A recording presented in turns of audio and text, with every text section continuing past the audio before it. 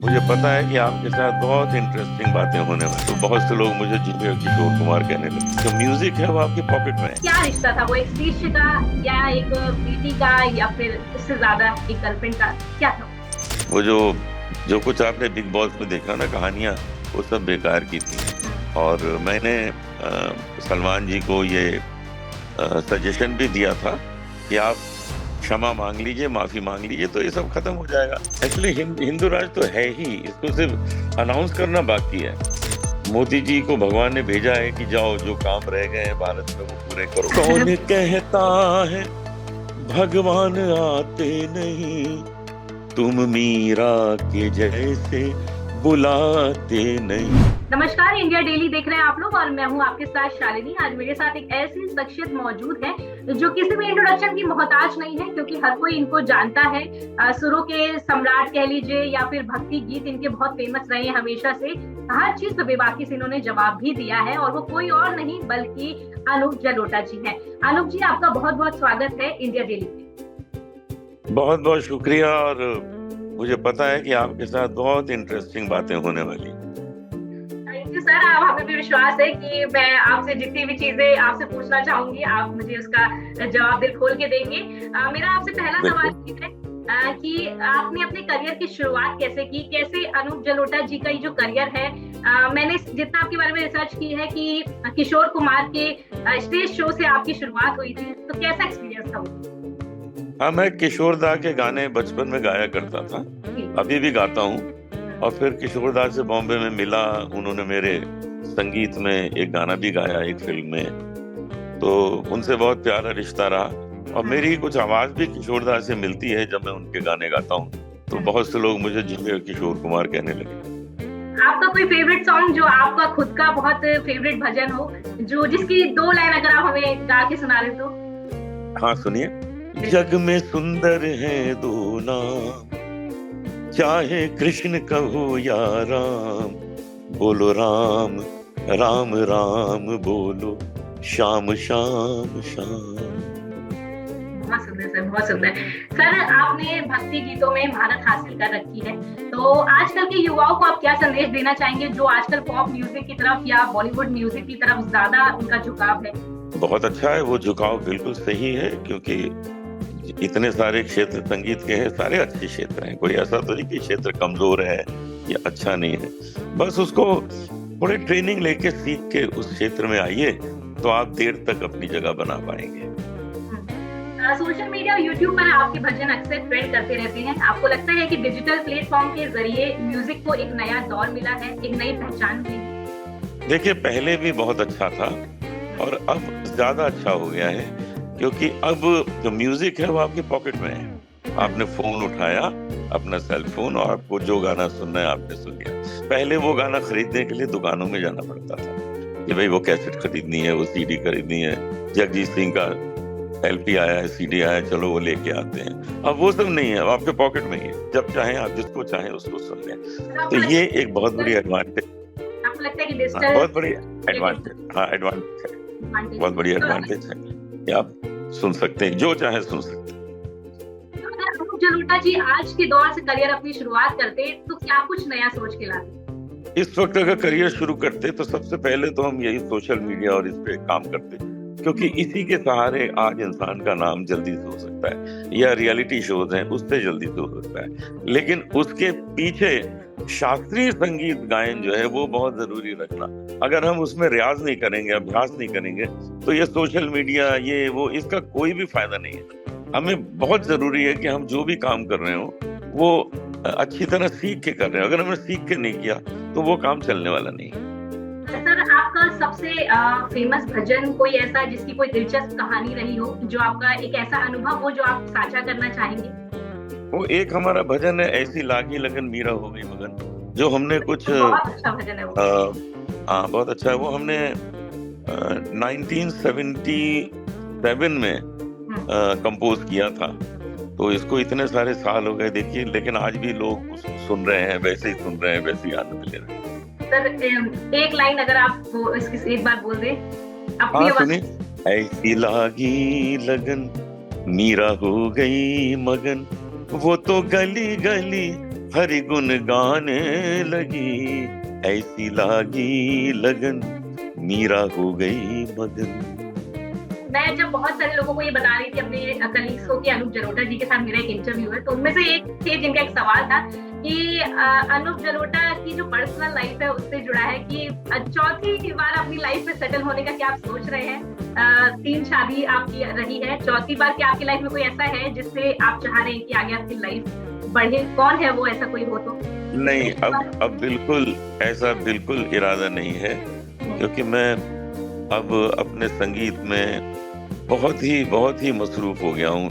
After 70 years जब मैंने cross किया, मैं अभी 71 का हूँ, तो उसके बाद मैंने देखा कि इतना ज्यादा लोग मुझे जगह जगह बुला रहे हैं। मेरा संगीत का काम पहले से और भी व्यस्त हो गया है, तो मैं अभी किसी तरह का भी कभी भी मेरे मन में ऐसा नहीं है कि मैं शादी करूंगा या उसमें रहूंगा।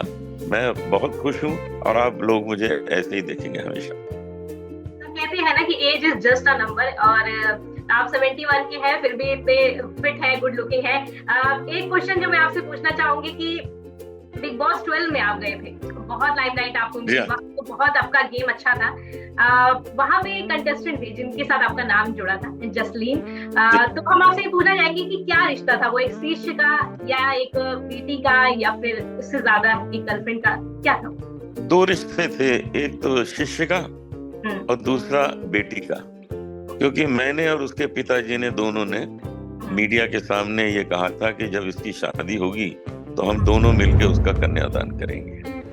वो जो कुछ आपने बिग बॉस में देखा ना कहानियां, वो सब बेकार की थी, क्योंकि किसी ने मुझे उसके साथ न तो किसी क्लब में देखा है, न किसी कभी कोई फिल्म देखते हुए देखा है, न किसी पार्टी में देखा है। तो हमारा तो उससे वो उतना ही संबंध था कि 2-4 बार हमसे सीखने आई, उसके बाद हमारा मिलना जुलना भी नहीं होता, बातचीत भी नहीं होती। लेकिन वो गाना बहुत अच्छा गाती है, अगर वो गाने में और ध्यान दे तो उसका और नाम हो सकता है। बिल्कुल कांटेक्ट में नहीं है मतलब जसलीन आपसे अभी? नहीं, बिल्कुल ही नहीं है। कभी कभी उसके पिताजी से हमारी बात होती है, क्योंकि वो फिल्म निर्माता भी है। बाकी जसलीन से तो टच नहीं है, लेकिन बात कर सकते हैं, इसमें कोई बुराई नहीं है। वो तो कभी सीखने भी आ सकती जैसे पहले आती थी, लेकिन मेरा कभी भी उससे किसी प्रकार का कोई संबंध नहीं था। 2 ही संबंध हैं, एक शिष्या का और दूसरा बेटी जैसे। बिग बॉस 12 में थे आप और बिग बॉस 18 चल रहा है, कितना सारा फॉलो कर रहे हैं बिग बॉस 18 को या सलमान खान को? नहीं, मैंने कभी बिग बॉस देखा ही नहीं है। मैंने बिग बॉस पहले भी नहीं देखा था, बाद में भी नहीं देखा, और अपना भी कोई एपिसोड नहीं देखा। तो हमको बिग बॉस का कुछ पता, हम तो बस वहाँ हॉलीडे करने गए थे। तो ये मेरे लिए जिसे कहते हैं ना पेड हॉलीडे था, 1.5 महीने का पेड हॉलीडे था। मैंने उसे बहुत एंजॉय किया। अगर मुझे दोबारा बुलाएंगे तो फिर चला जाऊंगा। उम्मीद करते हैं कि हम आपको दोबारा देख पाए उसमें।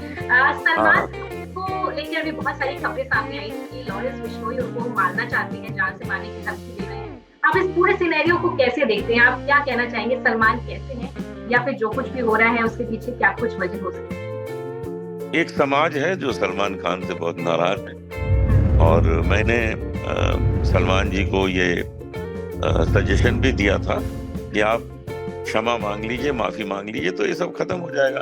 इतनी सारी सिक्योरिटी लेके घूमना पूरे परिवार को, तो ये सब चीजें अच्छी तो नहीं है, तकलीफदायक है। तो एक बार माफी मांग लीजिए, मैंने उनको सलाह दी थी, लेकिन अभी तक उन्होंने माफी मांगी नहीं। क्यों नहीं मांग रहे? आपको क्या लगता है क्या वजह हो सकती है? और आपकी क्या पर्सनल बात हुई थी फोन पे, या फिर कैसे आपने उनको समझाया?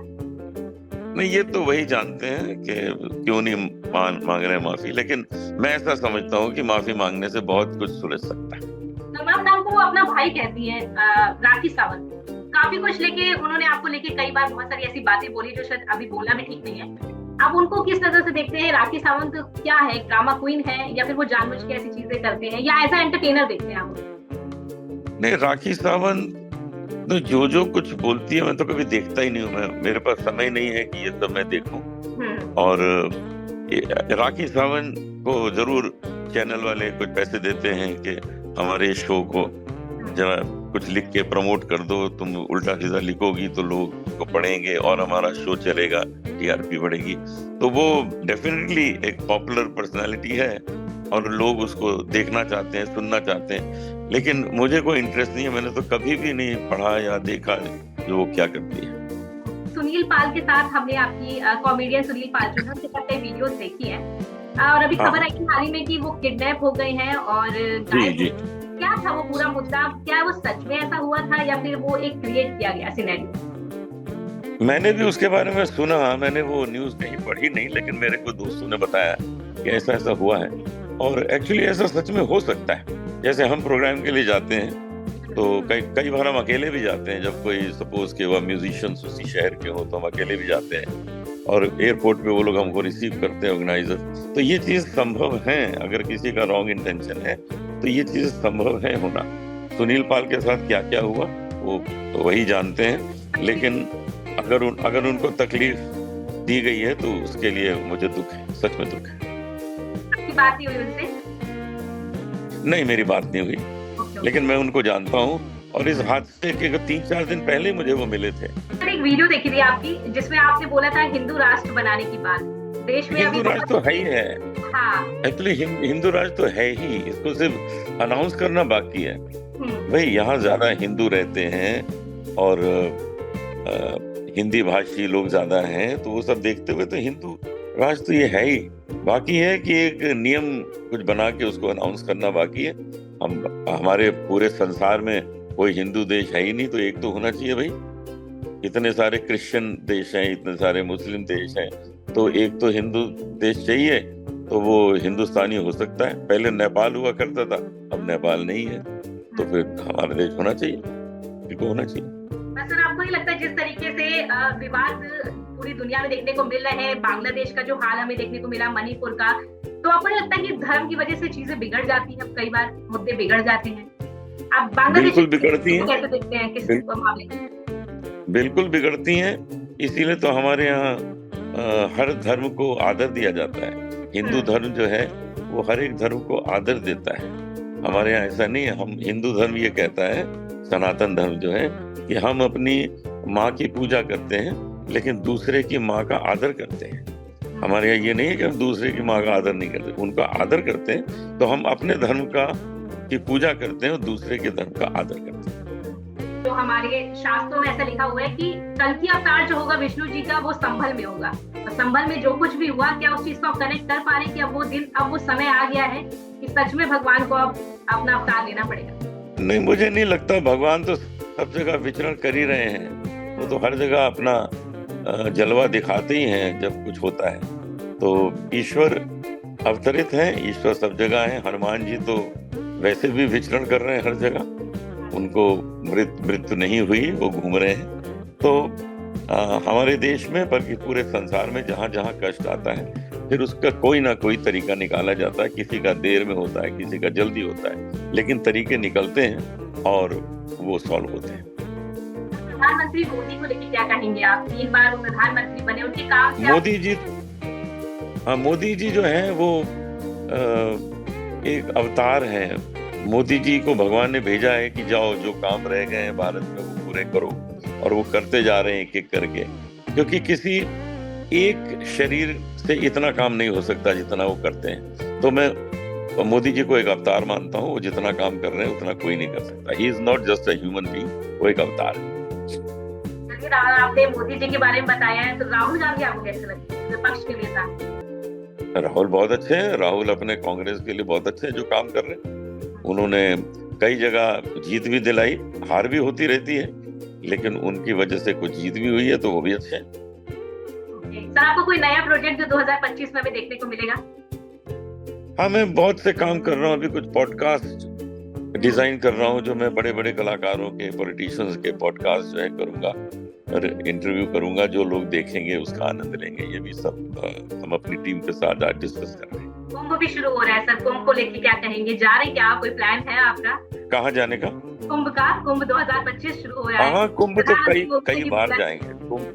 कुंभ एक बार थोड़ी जाएंगे, कुंभ तो कई बार जाएंगे। वहाँ इतने सारे संत आ रहे हैं, उसमें बहुत से संत चाहते हैं कि मैं जाऊं और वहाँ पर उनके यहाँ गाऊं, तो कई बार जाएंगे और बड़ा आनंद लेंगे उसका। सर एक सवाल है, थोड़ा तीखा हो सकता है कि 3 बार शादी, 37 साल की लड़की से अफेयर, इस पूरे जर्नी को आप कहाँ पे आपको लगता है कि परेशानी आ रही है आपकी लाइफ में? क्या आप खुश हैं? क्या आपको लगता है कि सब कुछ आपको अब मतलब आप सेटल्ड हैं, आपको कोई दिक्कत नहीं? बहुत सेटल हूँ और बहुत खुश हूँ। मैं आपको सच बता रहा हूँ, मुझे किसी तरह का कोई कष्ट नहीं है।